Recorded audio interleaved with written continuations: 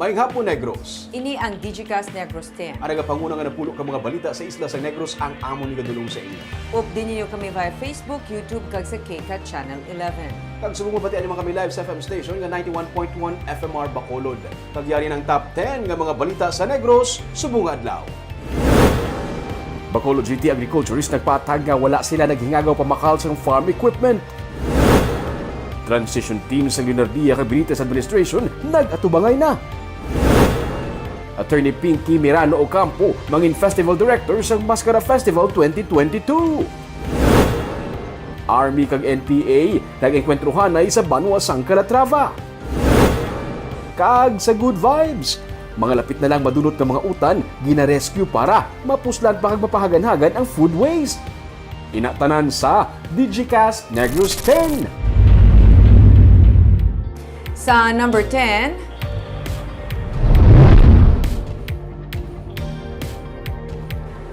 low pressure nga malapit sa Puerto Princesa City ang ginapaabot nga matunaw pero ini ang magadalas ang pag-ulan sa Visayas. As of 3 a.m., ang low pressure area o kung LPA ang nakitaan malapit sa Puerto Princesa City, Palawan.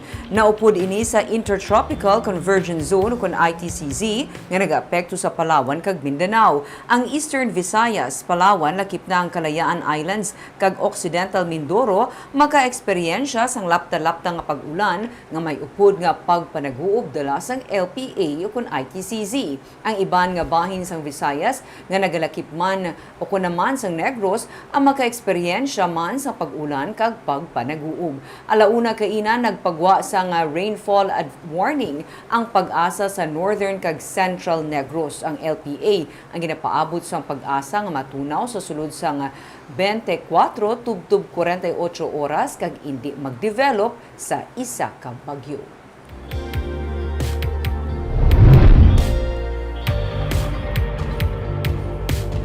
Sa number 9, presyo sang baboy sa mga merkado nagbarato, samtang presyo naman sa manok mas nagmahal sa 2 ka pesos sa kada kilo.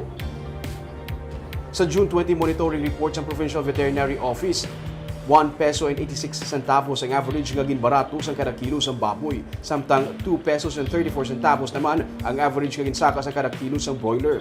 Ang kakulang sa supply sa manok sa Visayas sunod sa kay Dr. Rinante Dicena ang artificial lamang ukon sa malipot nga tiun. Sa tunga-tunga na sa bulan sang Hunyo, mabatyagan kag ginapaabot nga sa masunod nga bulan sang Hulyo ukon sa third quarter magabalik na sa normal. Mga 5% ukon 125,000 heads sa broiler ukon white chicken ang shortage sa probinsya. Rason nga may mga ginareklamo nga iwat ang manok sa merkado sunod sa kay Dicena.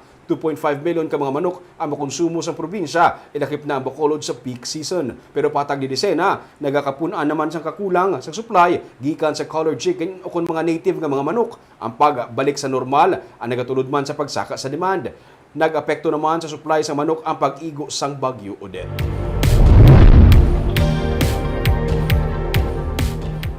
Sa number 8, food and water security infrastructure. Kaga education pila lamang sa mangin prioridad sa probinsya sa 3-year Provincial Development Investment Plan sini. Sunod kay Provincial Administrator Rayfrando Diaz, ang test paman magsugod ang ikaduha nga termino ni Negros Occidental Governor Eugenio Jose Lacson. Ini ang ginasugdan na nila plano kaupod sa mga department heads para mapatod ang mga konkreto nga proyekto lakip na ang katumanan sini. Nalakip man diri ang pagtutok sa peace and order situation. Sunod kay Diaz, ang pagpanghangkat sa food security dalaman sa global situation sa karon, ang mga tinutuyo sa masunod nga 3 ka tuig ang igapatpat man sa gobernador sa iya mangin inaugural speech. Sa 2023, may pagnubo sa national taxa allotment nga mabaton sa Negros Occidental tungod man sa pagnubo sa 14% sang 2020 income tugas sang pandemic. Dako ang mabuhin sa MOOE o kunang maintenance and other operating expense gani ipatuman ang mga cost-cutting measures. Ang pila sa mga training ang ipaiway anay kasubong man ang travel, pagkinot sa kuryente kag supply ang ipatuman man. This will be the main targets nga aton ipagalambuton, no? Per department may ara sang daw trust nga focus gid sila kung anong ila objectives anong ilang mga projects nga dlangko. And this will also be supported of course by our budget.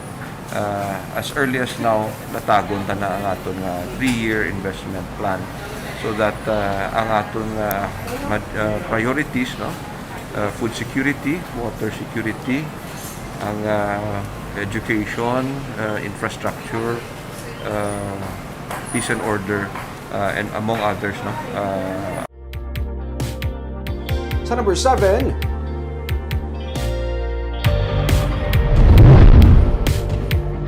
spokesperson sa Bacolod City Police Office nagapati nga mas bentaha ang pag-isa sang bitaw kag TMU nga office ini sa pagpaiway sang kriminalidad sa syudad sa Bacolod. Luyag ni Mayor-elect Albi Benitez nga maghingo sang bulig sa private sector agud mapabaskog ang mga pulisa kag estratehiya sa pagsulbar sa problema sa trapiko sa syudad. Luyag niya nga balikan ang posibilidad nga mapaidalom sa pagpamuno sang PNP ang Bacolod Traffic Authority Office kag Traffic Management Unit. Para kay BCPO spokesperson Police Major Sherlock Gabana, dako nga bentaha ang pag-isa sang bitaw kag TMU agud man mapasanyog ang sistema sa trapiko kag mabuligan ang kapulisan sa pagpaiway sa naglaluntad nga kriminalidad sa mga dalanon. Ginadusot na sadto ni Councilor Dindo Ramos sa konseho ang pag-isa sang TMU kag bitaw agud mangin dululungan ang pagpatuman sang traffic rules sa Bacolod. Mas hapos ang deploy sang mga traffic enforcers as well as ang pag-secure bla sa dalanon, no, hindi lang pag-ensure sang traffic flow kundi mismo pag-secure sang dalanon, especially nga kung ma-utilize mo gid ang mga traffic enforcers is kung may mga insidente nga kasubong sina sa mga shooting incident.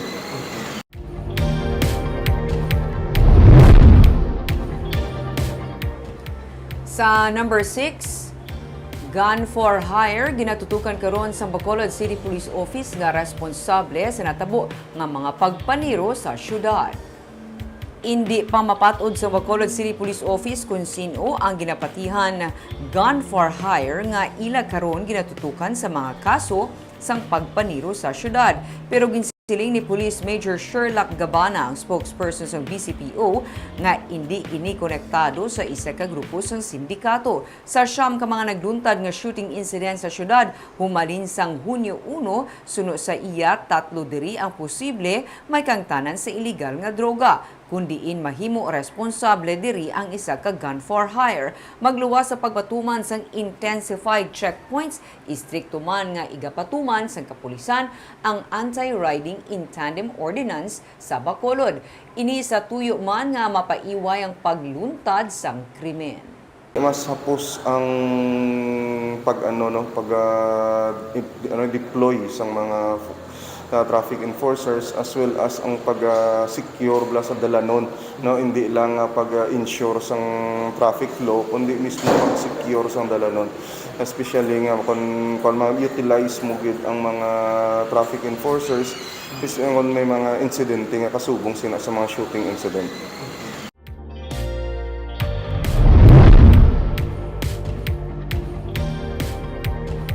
Sa number 5, NPA kag Army nag-engkwentrohan ay sa Banwa sang Calatrava.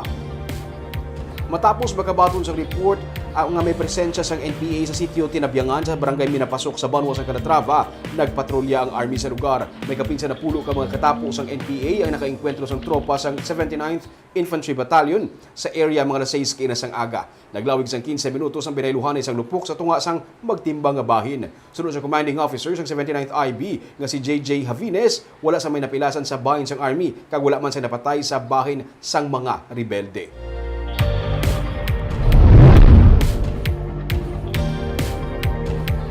Sa number 4, talaklaron man ang pag-engganyo sa pagpabakuna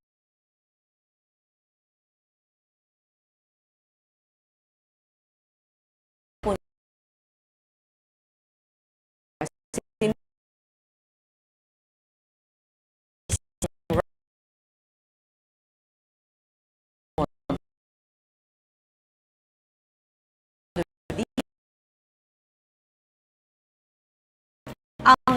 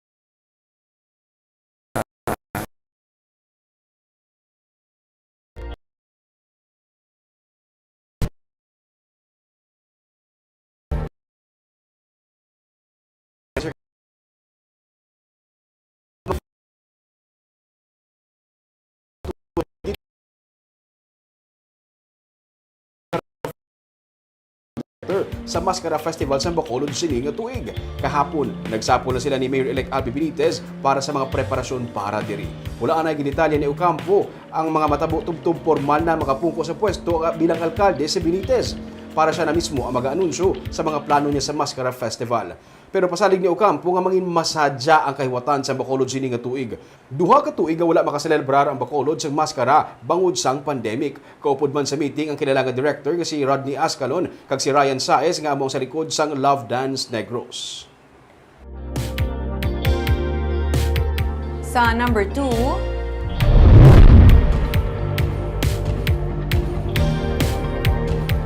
wala sang may turnover nga dokumento ang transition team ni outgoing Mayor Evelio Lunardia sa interim transition team ni incoming Mayor Albi Benitez sa ilang nga pagsinapol sini nga hapon sa Mascara Hall sa Government Center. Gani siling ni re-elected Congressman Greg Gasataya nga nagapamuno sa interim transition team, sila na lang mismo ang magakuha sa mga dokumento sa tagsa ka mga city department. Suno kay City Administrator Attorney Edward Puansing, kompleto na ang mga dokumento sa mga department nga pwede mausisa sang transition team ni Benitez.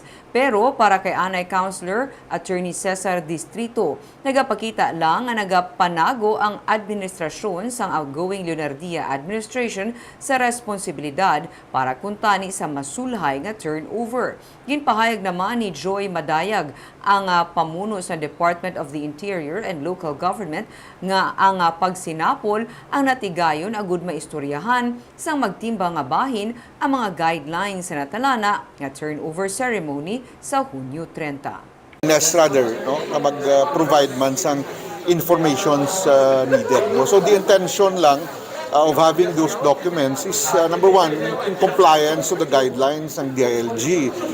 Number two, to prepare the incoming administration once magsulod siya by June 13 noong time. Nga hindi ka na bala maminsar pa din nga muna, mamukas na. So the intention of Mayor-elect Albi is to hit the ground running as soon as June 30 is pagsulod siyang June 30. No? Pero matamat, para naman kung ready, as discussed, ang incoming administration, they can already communicate with the concerned department offices para malangtaw nila kung medyo makita mo gid nga nagapalagyo gid sila sang responsibilidad kung sino gid ang masubmit sa mga dokumento and they don't have any copy of the document. That is a sad reality nga paano naton mabuligan nga ma-retain ining mga kinahanglanon sa ilang nagkalailaing nga opisina kung wala kita sa may ginakaptan nga papel kung sino ina nga mga tao ang ara dira nga do medyo they are hesitant to give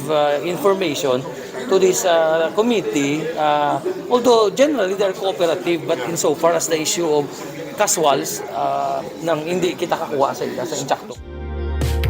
Kag sa numero 1 sa mga balita, subong nga adlaw.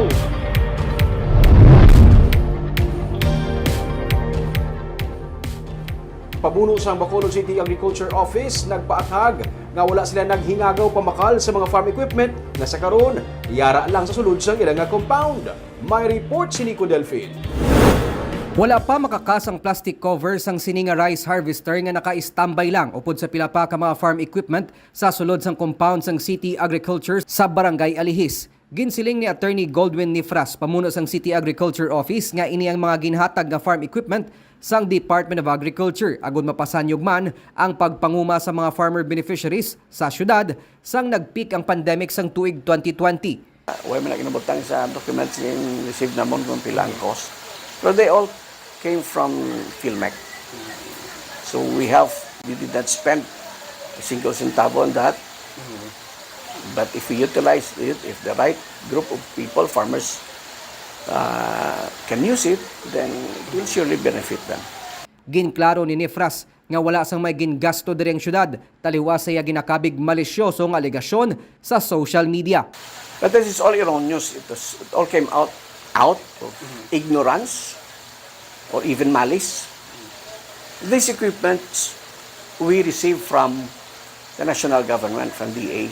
Ang mga farm equipment ang ginapahulaman sang Agriculture Office sa mga farmer beneficiaries. Samtang ginhinyo man ni Nifra sa incoming Benitez administration nga madugangan pa ang ilang mga personnel agud mas makabulig sa tuyo ni Mayor-elect Albi Benitez nga mapanubo ang presyo sang pagkaon sa mga merkado.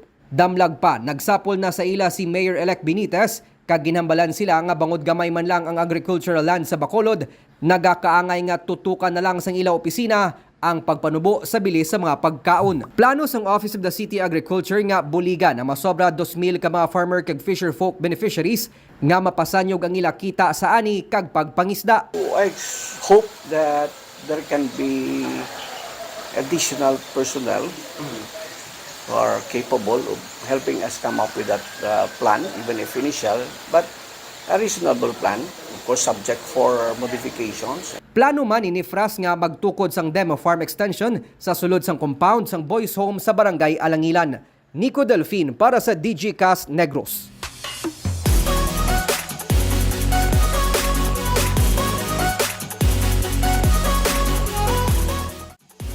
Sa Good Vibes, kung may rescued pets, may rescued vegetables man.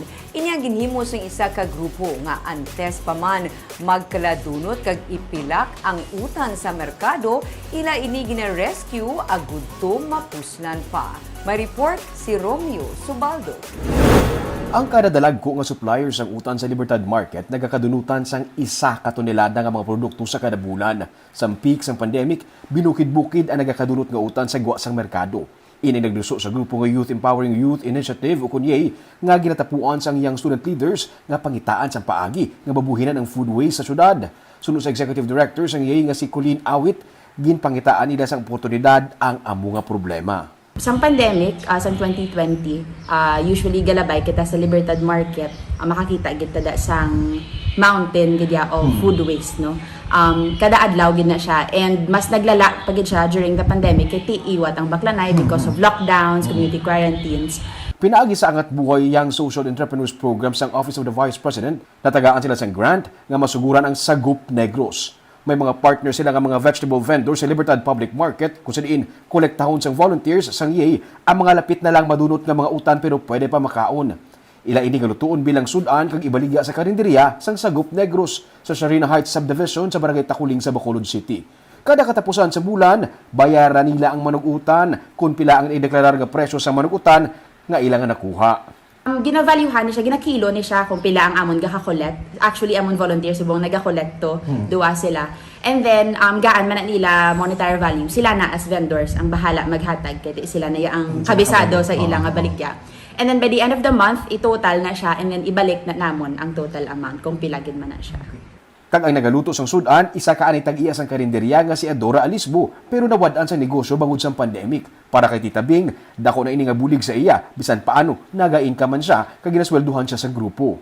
Isa sila ka member nga nag-post sa Facebook, di mahilig mo poster sa Facebook mo kay siyempre online ka man. Looking for nanay na wala sang trabaho for amon niya siling ko. Try ko be, message ko na ila page, amo na. Tapos, doon kadamo ako sa nag-apply, pero doon wala nilaging baton. Ako maging baton nila.